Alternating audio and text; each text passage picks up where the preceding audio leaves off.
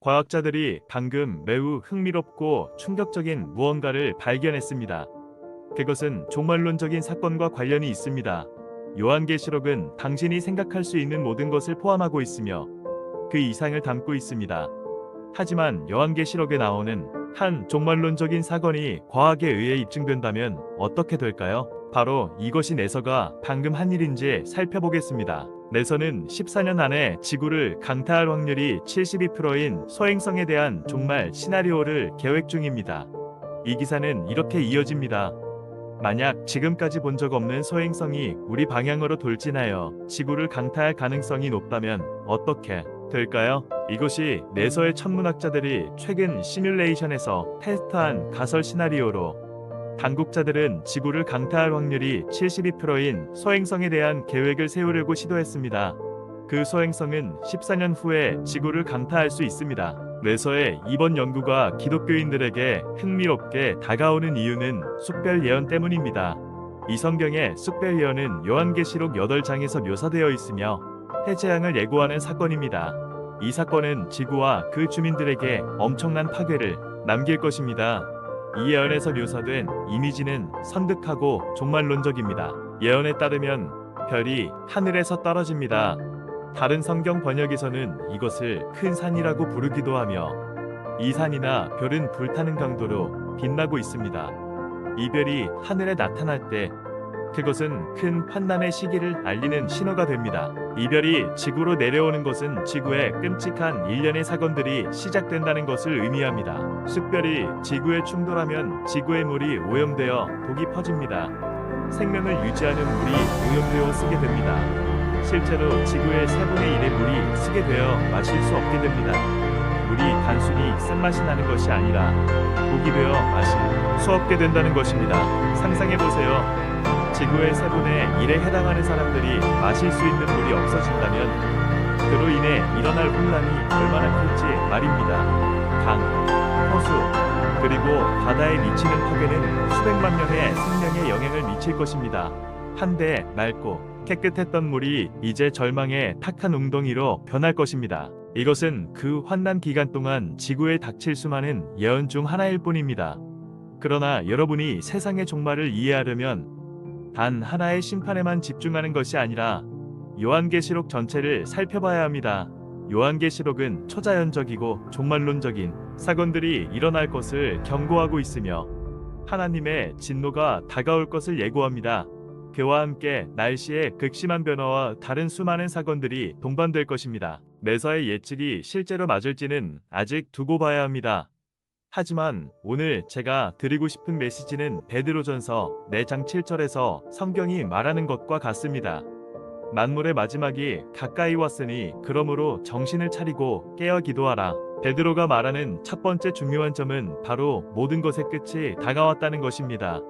이는 그 시기가 가까워졌다는 것을 의미하며 우리가 말 그대로 종말의 문턱에 있다는 뜻입니다. 바로 이 점이 여러분의 관심을 끌어야 합니다.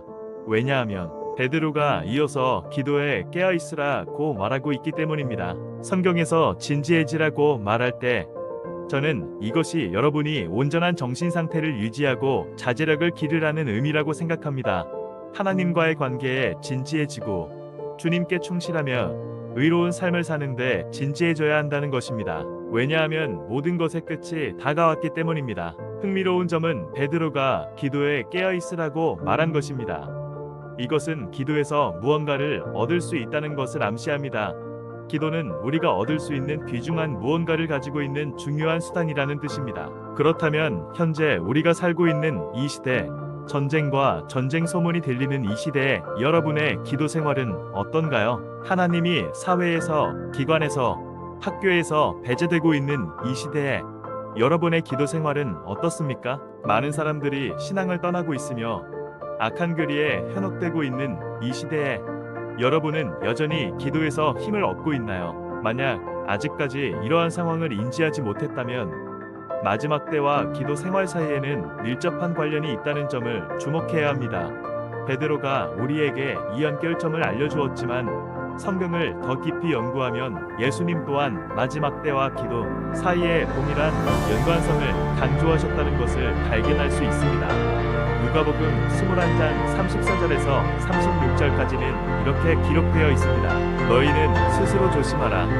그렇지 않으면 방탕함과 술 취함과 생활의 염려로 너희 마음이 둔하여지고 뜻밖의 그날이 덫과 같이 너희에게 임하리라. 이날은 온 지구상에 거하는 모든 사람에게 임하리라. 이러므로 너희는 장차올 이 모든 일을 능히 피하고 인자 앞에 서도록 항상 깨어 기도하라. 여기서 예수님은 마음이 인생의 염려로 무거워지지 않도록 항상 깨어 기도해야 할 필요성을 강조하십니다. 우리는 어려운 마지막 때에 견고하게 설 수 있도록 힘을 기도해야 합니다. 예수님께서는 우리의 마음이 세상의 걱정으로 인해 짓눌릴 수 있으며 이러한 이유로 기도가 필수적이라고 경고하셨습니다. 계시록 12장 12절에서는 이렇게 경고합니다. 그러므로 하늘과 그 가운데 거하는 자들은 즐거워하라. 그러나 땅과 바다는 화 있을 진저이는 마귀가 자기의 때가 얼마 남지 않은 줄을 알므로 크게 분노하여 너희에게 내려갔습니다. 마귀는 자신의 시간이 얼마 남지 않았다는 것을 알고 있습니다. 그의 날은 얼마 남지 않았기 때문에 그는 분노로 가득 차 있으며 믿는 자들을 넘어뜨리려고 합니다. 하나님을 향해 불타오르는 믿음을 가진 자들을 타락시키려고 하고 그들을 미지근한 상태로 만들려 합니다. 가정을 공격하고 삶을 무너뜨리려는 목적을 가지고 옵니다. 그러나 성경은 우리에게 약속합니다. 적이 홍수처럼 몰려올 때 여호와의 영이 그를 막아 세우리라. 이는 마귀가 여러분의 삶을 홍수처럼 덮치려 할 때 예수님의 이름으로 지옥의 문이 결코 이기지 못할 것이며 어떤 어려움이라도 하나님께서 그에 맞서 표준을 세울 것임을 의미합니다. 여러분은 예수님 안에서 구원자가 있으며 주님의 인재 안에 머무를 때 높은 곳에 있을 수 있습니다. 예수님은 여러분의 방패이자 난공불락의 요새이며 마귀의 어떠한 공격도 여러분을 해치지 못할 것입니다. 결국 우리는 마지막 때를 준비하기 위해 기도 생활을 강화하고 예수님과의 관계를 깊게 유지하는 것이 중요합니다. 우리 삶 속에서 대다수의 사람들은 종종 옛날이 좋았지 라는 말을 듣곤 합니다. 보통은 사람들이 과거를 더 좋게 기억하며 할아버지 할머니 세대는 자신들이 살아왔던 시절이 지금보다 훨씬 나았다고 믿고 있습니다. 마찬가지로 우리의 부모님도 자신들이 자라온 환경이 지금과는 달리 더 나았다고 이야기하곤 합니다. 그러나 성경은 이를 다르게 말합니다. 마태복음 24장 37절에서 38절을 보면 성경은 이렇게 기록합니다. 노아의 때와 같이 인자의 임함도 그러하리라. 홍수 전에 그들이 먹고 마시고 장가들고 시집가고 하다가 노아가 방주에 들어가는 날까지 그리하였으니 노아의 시대를 보면 당시 사람들이 그들의 일상에 몰두하며 아무 일도 없을 것처럼 평범하게 살아갔습니다. 세대에서 세대로 이어지는 동안 지금의 사회가 도덕적, 영적으로 나아지고 있다고 생각하십니까? 아니면 노아의 때와 마찬가지로 점점 더 타락하고 있는 것일까요? 창세기 6장 5절은 이렇게 말합니다. 여호와께서 사람의 죄악이 세상에 가득함과 그 마음으로 생각하는 모든 계획이 항상 악할 뿐임을 보시고 지금 이 세대는 어떻습니까? 노아의 시대와 비교해 죄가 만연했던 그 시절을 보면 지금의 세대는 어떨까요? 기술은 엄청나게 발전했지만 그로 인해 더 많은 죄를 짓기 쉬워졌습니다.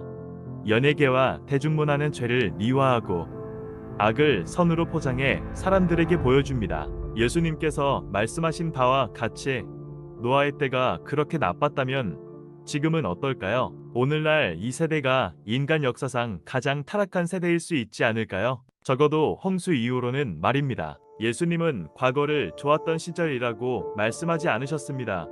오히려 노아의 시대를 그분의 재림을 이해하는 하나의 열쇠로 보아야 한다고 말씀하셨습니다.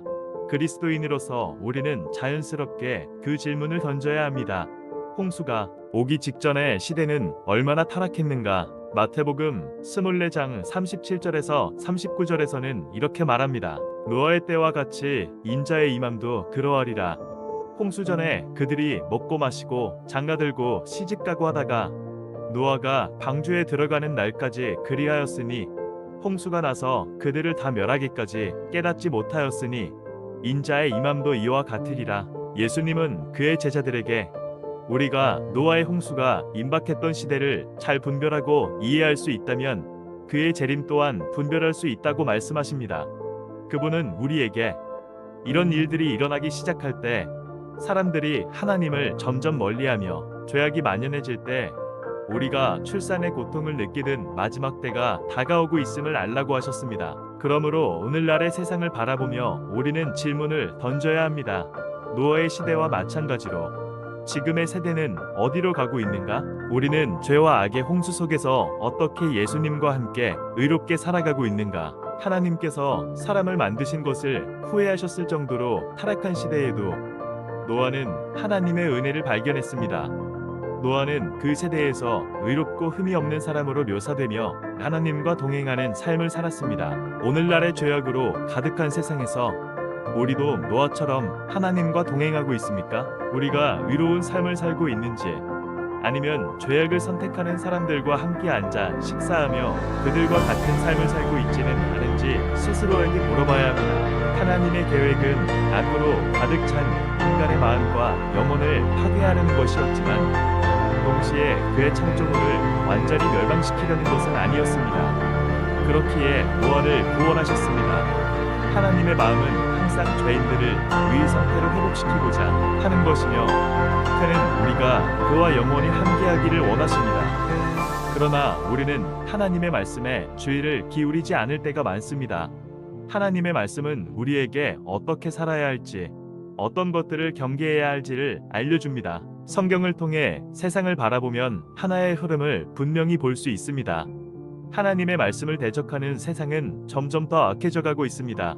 죄는 미화되고 인간의 마음은 하나님의 진리에서 멀어져 가고 있습니다. 물질주의가 얼마나 많은 악을 일으키는지 보지 못하는 사람들은 돈이 모든 것을 움직이는 동기라는 것만을 기억할 것입니다.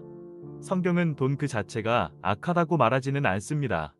대신 돈을 사랑하는 것이 모든 악의 뿌리라고 가르칩니다. 만약 누군가가 돈을 너무 사랑해서 비윤리적이거나 부도덕한 일을 할 각오가 되어 있다면 그 사람에게 돈은 우상이 된 것입니다. 남의 고통을 무시하고 돈을 벌기 위해 잘못된 행동을 저지른다면 그 돈은 그 사람의 우상이 된 것입니다. 또한 돈을 너무 사랑해서 카메라 앞에서 성적인 죄를 저지르고 다른 사람들까지 그 죄에 빠지도록 유도한다면 그 돈은 우상이 된 것입니다. 고린도후서 4장 3절에서 4절은 이렇게 말합니다. 만일 우리 복음이 가리웠으면 망하는 자들에게 가리운 것이라. 그 중에 이 세상 신이 믿지 아니하는 자들의 마음을 혼미케 하여 그리스도의 영광의 복음에 광채가 비치지 못하게 함이니 그리스도는 하나님의 형상이니라. 사탄은 여러분이 예수 그리스도로부터 최대한 멀어지길 원합니다. 그는 여러분이 진리를 보지 못하도록 마음을 가리기 원하며 심지어 그것이 바로 눈앞에 있다 할지라도 보지 못하게 만들고 싶어 합니다. 사탄은 하나님을 가볍게 여기게 만들고 하나님을 필요할 때만 찾고 그렇지 않으면 무시하게 만듭니다. 그것이 바로 영적 눈이 멀어 있다는 뜻입니다. 여기서 분명히 짚고 넘어가고 싶은 것은 성경이 사탄을 이 세상의 신으로 묘사하지만 그에게는 한계가 있다는 점입니다. 사탄은 전능하지 않으며 이 땅을 완전히 지배할 수 없습니다.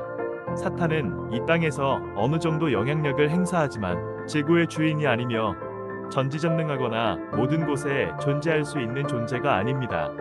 그의 능력은 제한되어 있습니다. 왜냐하면 하나님이 여전히 주권을 가지시며 최종 결정권을 가지고 계시기 때문입니다. 요한계시록 12장 12절은 이렇게 말합니다. 그러므로 하늘과 그 가운데 거하는 자들은 즐거워하라. 그러나 땅과 바다는 화 있을진저 이는 마귀가 자기의 때가 얼마 남지 않은 줄을 알므로 크게 분노하여 너희에게 내려갔습니다. 사탄의 시간은 이 땅에서 매우 짧습니다. 히브리서 12장 2절은 이렇게 말합니다. 믿음의 주요 또 온전케 하시는 이인 예수를 바라보자. 저는 그 앞에 있는 기쁨을 위하여 십자가를 참으사 부끄러움을 개의치 아니하시더니 하나님 보좌 우편에 앉으셨느니라. 우리가 예수님을 바라본다면 그 어떤 사탄이나 악마도 우리를 가리지 못할 것입니다. 예수님을 바라볼 때 우리의 마음에는 돈에 대한 사랑이 자리 잡을 수 없을 것입니다. 왜냐하면 우리 마음속에 그리스도에 대한 사랑이 그 무엇보다도 크기 때문입니다. 예수님을 바라보면 부도덕이나 죄, 탐욕, 쾌락에 빠져 우리를 눈멀게 할 수 없습니다. 저는 여러분이 주님께 집중하고 주님을 바라보길 권합니다. 이렇게 하면 결코 길을 잃지 않을 것입니다. 이 세상에는 많은 악이 존재하고 있으며 성경은 고린도후서 4장 4절에서 이렇게 말합니다. 이 세상 신이 믿지 아니하는 자들의 마음을 혼미케 하여 그리스도의 영광의 복음의 광채가 비치지 못하게 함이니 그리스도는 하나님의 형상이니라. 잠시 이 말씀을 생각해 보세요. 이 시대의 신, 즉 사탄은 불신자들이 복음의 빛을 보지 못하도록 가로막고 있습니다. 사탄은 이 세상에서 매우 영향력 있는 존재입니다. 사람들이 그것을 알지 못하고 심지어 믿지 않더라도 사탄은 이 세상에서 사람들의 생각과 행동에 큰 영향을 미칩니다. 그래서 성경은 사탄을 이 세상의 신이라고 부르는 것입니다. 그는 세상의 철학과 가치관에 그 손을 뻗쳐놓고 있으며 그 영향력은 수많은 기관과 사람들에게 미치고 있습니다. 이것을 통해 사탄이 어떻게 이 세상을 장악하는지 살펴볼 수 있습니다. 많은 주요 기업들이 추구하는 유일한 목표는 돈입니다. 돈은 많은 사람들, 특히 대기업의 책임자들에게 우상이 되어버렸습니다. 그들은 여러분이 무엇을 보는지 추적하고 어떤 행동을 하는지 분석하며 심지어는 여러분의 개인정보를 판매하면서까지 돈을 벌려고 합니다. 돈이 그들의 유일한 목표가 되어버린 것입니다. 그러나 성경은 돈을 사랑하는 것이 모든 악의 뿌리라고 말합니다. 하지만 이 세상에서는 불신자들은 이 진리를 보지 못하고 있습니다. 그들은 돈이 자신들의 우상이 되어가고 있다는 사실을 인식하지 못하고 있는 것입니다. 사탄이 불신자들의 마음을 혼미하게 만드는 또 다른 예는 성적 부도덕입니다. 성경은 우리에게 성적 부도덕을 피하라고 가르칩니다. 성경은 음행하는 자, 간음하는 자, 그리고 성적으로 순결하지 않은 자는 하나님의 나라를 상속받지 못할 것이라고 경고합니다. 그러나 이 세상에서는 인터넷에서 가장 많이 검색되는 콘텐츠가 무엇인지 보면 성적 부도덕과 관련된 것입니다. 인터넷상의 30%가 음란물과 관련된 콘텐츠라는 보고가 있습니다. 수십억 명의 사람들이 이러한 사이트들을 방문합니다. 이것이 바로 이 세상의 신, 즉 사탄이 하는 일입니다. 이 세상은 그리스도로 가득 찬 신자들이 필요합니다. 성령 충만한 신자들이 이 땅의 소금과 빛이 되어야 합니다. 우리는 예수 그리스도의 빛이 우리를 통해 이 세상에 비치도록 해야 합니다. 성경은 우리에게 누구도 미워하지 말라고 명령합니다. 우리는 우리 이웃을 자신을 사랑하듯이 사랑해야 합니다. 이 사랑은 예수 그리스도를 받아들인 사람만이 진정으로 보여줄 수 있는 사랑입니다. 불신자들이 이 세상의 신에게 눈이 멀어 있을지라도 그리스도인들은 예수 그리스도의 사랑으로 넘쳐나야 합니다. 우리는 이 사랑을 통해 그들이 진리를 보게 해야 하며 영원한 생명으로 인도해야 합니다. 마지막으로 우리가 가장 중요하게 여겨야 할 것은 우리의 시간과 에너지를 하나님을 쫓는 데 쓰는 것입니다. 그분을 더 많이 알수록 우리는 더 많은 진리를 알게 되고 진리를 알면 알수록 우리는 속림수를 더 쉽게 알아챌 수 있게 됩니다. 이 세상에는 많은 속림수와 거짓이 존재하지만 진리로 가득한 신앙을 가진 자는 그것을 쉽게 분별할 수 있습니다. 하나님을 더 깊이 알게 될수록 우리는 진리를 더 확고하게 붙잡게 되고 그로 인해 세상의 유혹과 사탄의 속림수에 넘어가지 않게 됩니다.